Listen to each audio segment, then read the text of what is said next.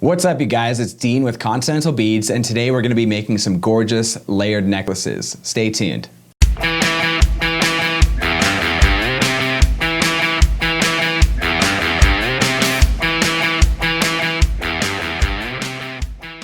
All right, so the first step to making this necklace is you're going to need some of these seed beads. These are 11/0 seed beads. I recommend using Japanese ones. These are not Japanese. I believe these are Czech. These are not the best seed beads, but I recommend using the Japanese Miyuki seed beads if you got them, because they're more consistent. The hole size is it's just more consistent. And then I have our beading chain here. This is our CH2350. It is a 0.8 millimeter beading chain. Excellent for threading beads onto. And then we have our CH897. It's a 5 millimeter disc chain, really gorgeous. We're gonna make the second layer with that. We have a little lobster claw here. This is our C602 lobster claw. We have a 2-inch piece of our CH2600. This is going to be used as our extender chain, and I'm going to add this little crystal onto the end of it, just for, you know, just a little fancy crystal on the end. This is the crystal part is K111. And then we have these little crimp ends. These crimp ends are CRL1. They work perfectly with our beading chain. And we've got some 4 millimeter jump rings. These are our 4 millimeter 21 gauge jump rings here. We're going to use this to attach everything together. And lastly, we have some of our 2x2 crimp tubes. These work really well with our beading chain and whatever things you need to crimp. And the tools you're gonna need, I have a crimp tool. This is not like essential. You can get away with just flattening, squishing the crimp tubes with a regular pair of pliers, but I recommend using a crimp tool just to secure it. Got a pair of snips here and an extra set of pliers just in case I need them. But that's really everything you're gonna need to make this bracelet, so let's go ahead and get started. All right, guys, so the first step you're gonna wanna do is you're gonna wanna take your beading chain, and I'm gonna crimp it on the end. One of the crimp ends are CRL1. I'm gonna crimp it onto the end here. So you're gonna grab your beading chain, put it in there, and then I just take a pair of pliers and I'm going to squish it down. So the key to this is trying to keep it as round as possible when you crimp it. It gets a little tricky to do that, so I do one side at a time. And I've got a little piece of chain sticking out here, so I'm just going to trim that off. So now that I've got the one end secure, this will just make sure that none of the seed beads slide off of it. The next step is to take a crimp tube, and you don't want to crimp this yet, you just want to thread it on to the beading chain and have it on there. So you got the crimp end on this end, you got the beading chain, or the crimp tube right here threaded onto the beading chain, and now we're going to go ahead and start threading on our crimp beads. There's no particular order here, guys. You can just do whatever you want, whatever you feel looks best. So I've got 5 colors here, 3 pinks and turquoise and green. I think they look kind of match pretty well. So I'm going to go ahead and just start threading these on. Be careful because they can get everywhere, so I try to just dump out a few at a time. And like I said, ideally you would use the Miyuki, the Japanese beads, because they just are very consistent. These unfortunately are the less expensive versions, so some of them you might see me, some of them they may not thread on very well. So just have to discard the ones that don't work, and I could use them for a different project. But some of these colors fit better than others. So I'm just going to do a random pattern here, probably do like 3 or 4 of these, and then I'll choose a different color, and then I'll go back to these, do a different color. So yeah, and no real method to this madness here. It's just you kind of just do whatever looks best. So here we go, just gonna start threading.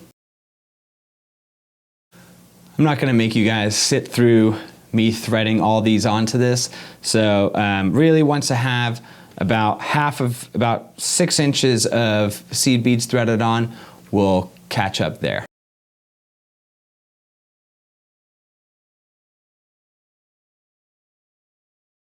All right, you guys, so we just threaded about, I don't know, 6 to 8 inches of seed beads onto our beading chain. And now we just got to secure them in place.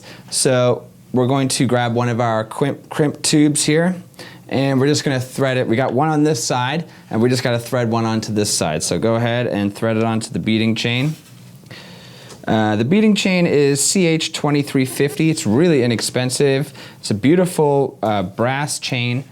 And we electroplate it in many different finishes, so you don't have to use the colors that I chose here, but there's plenty of colors, and whatever color seed beads you got, we have the chain to match that color palette. So just go ahead and check continentalbeads.com and you can see, you know, all the colors that we offer this chain in. All right, so now that we got the crimp tubes on either side, we are going to attach the other crimp loop on the end of the chain.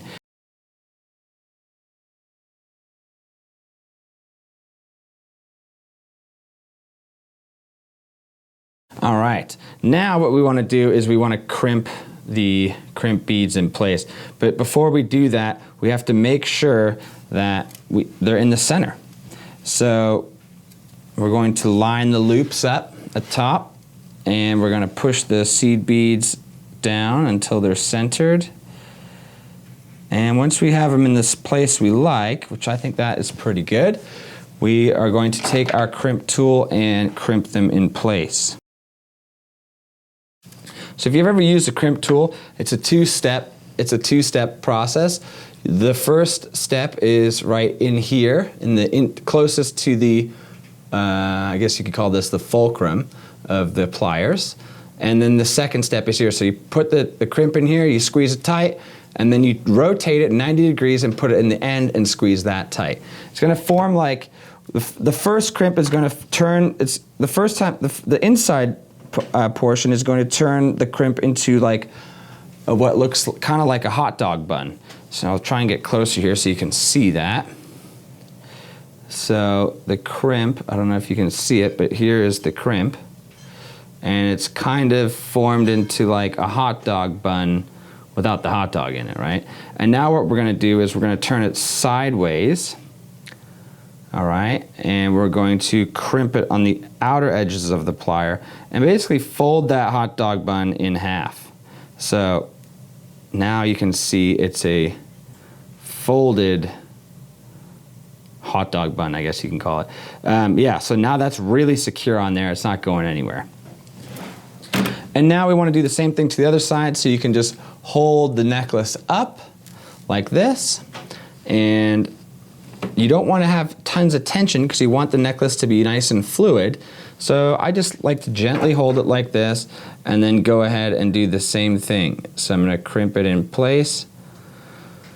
So that creates the hot dog bun. Now we just got to fold it. So take it and fold it. All right. So now the crimps are holding the beads in place. As you can see, they're no longer sliding up and down on the chain. They are held in place. And now we're just going to go ahead and assemble the rest of this design. So we got the beaded part, and then I'm going to take my other chain and I'm going to attach it up here. So what we need to do that with is the jump rings. So we're going to grab our jump rings. I have these are the 4mm 21 gauge jump rings.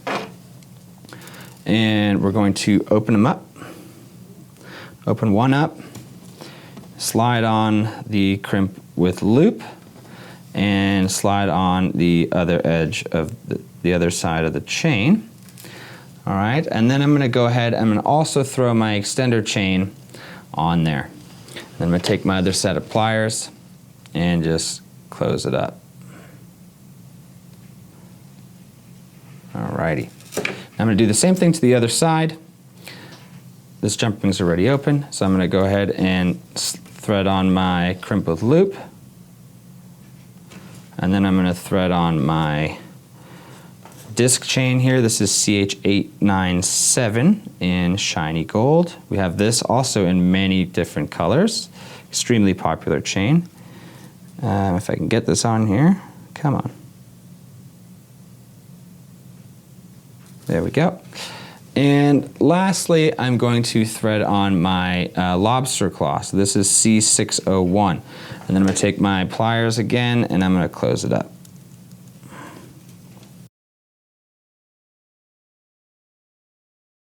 All right, the necklace is almost complete here. We just got to attach the K111 crystal to the end of the extender chain. Just grab your 4mm jump ring, open it up with your pair of pliers, slide it onto the end of the extender chain, add the little K111 crystal, and close it up using your other pair of pliers. All right, ladies and gentlemen, the seed bead and chain layered necklace is complete. Good job. All right, guys, please visit continentalbeadsuppliers.com for all your jewelry making materials and supplies. Thank you so much for joining me today and watching this video tutorial. My name's Dean, and I'll see you guys next time.